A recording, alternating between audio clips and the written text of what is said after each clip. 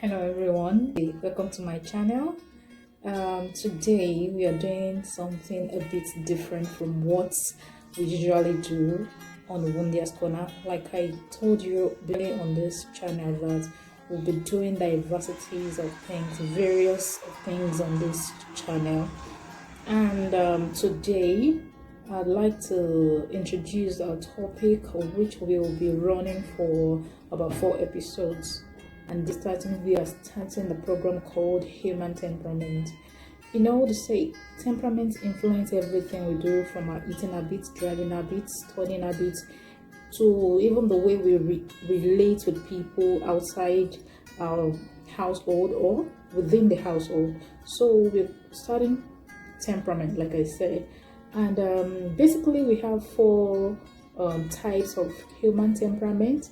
We have the sanguine temperament, we have the melancholy, we have choleric and phlegmatic temperament.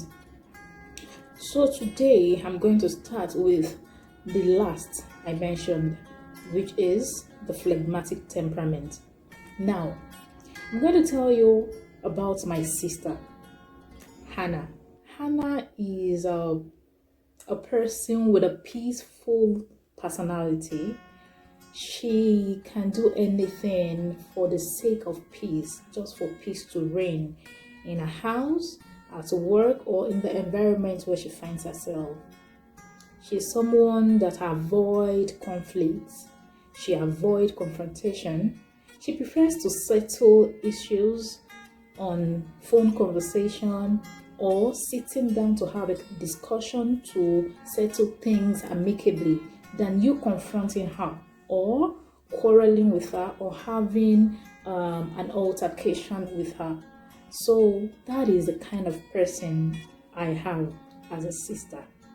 She is very neat, but the but in a matter or in a case is that she can be lazy because of the fact that she postpones things. She is neat when it comes to her body, her things. She tidy it up. She can tidy her bed space up and leave the sitting room untidy, leave her environment untidy. But everything that has to do with her personal things, she makes it very clean. Even at work, her desk is always arranged. In her room, her table is always arranged. Her books are always arranged neatly. Her clothes are arranged neatly. But everything that has to do with other people, she doesn't want to have time to clean it or arrange it. Not because she is mean or something, but she prefers to do her own things her own way.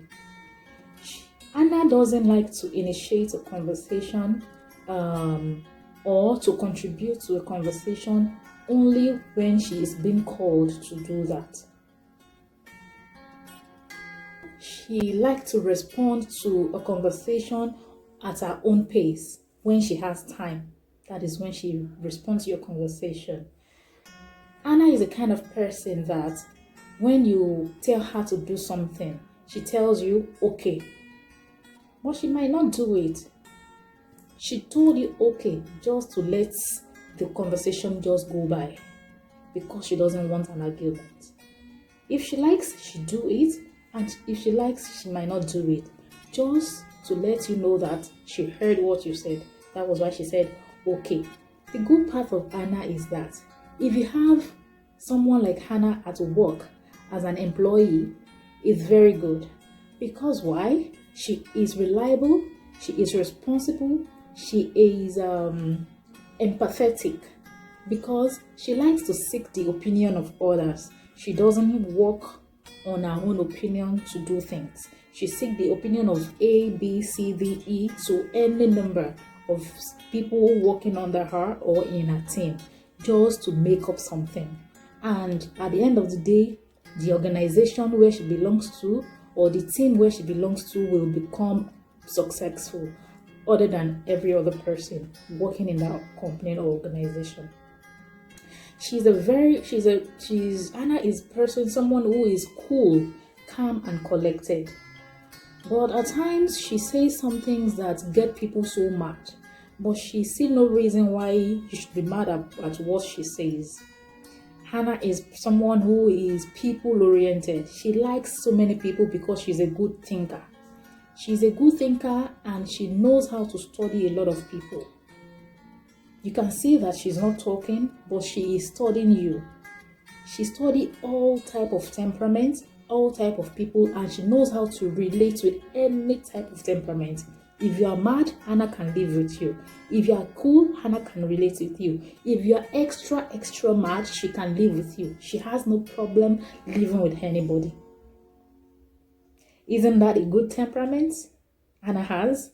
Yes. Hannah isn't just lazy, but she is lazy because she lacks motivation. She lacks motivation. She postpones things. That is why we see that she's lazy. Now let's talk about driving habits of Hannah. People like Hannah, let me say that. People like Hannah, when it comes to driving, they are the slowest type of drivers we have. And they find it so difficult to maneuver in their lane whenever they are driving. So they either cause go slow, hold up, or accident. But they are good timekeepers. If you give them appointments and they know they have to drive to that location, even if it has to do with, even if it will take them 30 minutes, 20 minutes to that location, they can leave home 1 hour, 30 minutes before the appointment. But because of their slow driving attitude or habits, they may get to that exact place, the exact time they're supposed to get there, or some minutes late. But they are good timekeepers. She is very indecisive. She is a good shopper of all the temperament. She is a good shopper, but it can take her eternity to shop. She can go shopping how many times? Like 4 times a day, because she has forgotten a lot of things she needed to buy. And she can keep going. Oh, I forgot to buy this thing again. She will go again. I forgot to buy this thing again. Oh, she go again, because she doesn't even have the list of what to buy. She is really not organized in shopping aspect. She is so indecisive. Omo, ele ni kin kokora, abele ni mara, abele ni mara, abele ni mara, abele ni mara. She doesn't know. She is a good planner, but when it comes to shopping, she doesn't really plan for shopping. But she is a very good shopper because she gets the best of all things they sell in the mall or in the market. She has the fear of failure, so she doesn't want to try something new. She prefers to continue whatever thing she has been doing before than to do something and fail. She don't want people to talk her down. She don't want to be disapproved. So she doesn't want to try something new. Hannah might be slow. She might be sluggish. She might take the whole time to do something, to initiate something, but she is very efficient. When she does something, she comes out with the best result. If she can overcome the power of procrastination and sluggishness, she become very excellent in life. She become very successful in life. Now, when it comes to studying, as a student, Hannah is very good. If she can overcome the spirit of laziness or procrastination, she becomes very successful in academics, because she takes her time to do things accordingly and make sure she comes with good results. And as a student, she can perform better she can study better in an environment where people are not many. People like Hannah in our school as a student, you see, when we were in secondary school or primary school, when teacher asks us question in the class, and people like Hannah in the class they know the answer, but they would not raise up their hands in affirmation that they know the answer and they are ready to respond to the teacher's question. But once they are being called upon, maybe the teacher just decided to call upon her because she's not raising up her hand, but her expression shows that maybe she is not sure of the answer. But once the teacher called upon her to give an answer to the question, she tends to be very perfect and excellent. She gives the teacher the accurate answer that is needed for the question asked. So people like that are very many in our schools, in our institution, and someone like Hannah as a parent tend to be the best parent of all, because they take their time to spank. They don't spank children. They don't say why should I spank my child. Instead of spanking to correct the child, they just call the child one-on-one, sit the children down, and minister to them, teach them some things that they need to know. They call them, they explain things to them, what they need to know, and they only spank when it's necessary. Like maybe they have given the child warning upon warning upon warning. That is when they spank. Even the children will know that, for my mom or my dad to have spanked me, that means I've really gone beyond my boundary. So that is someone like Hannah. And think of someone who is stubborn. Of all the temperaments, people said choleric is stubborn. No, choleric might be stubborn, but no temperament is as stubborn as Hannah, the phlegmatic. They won't talk. They will just tell you okay.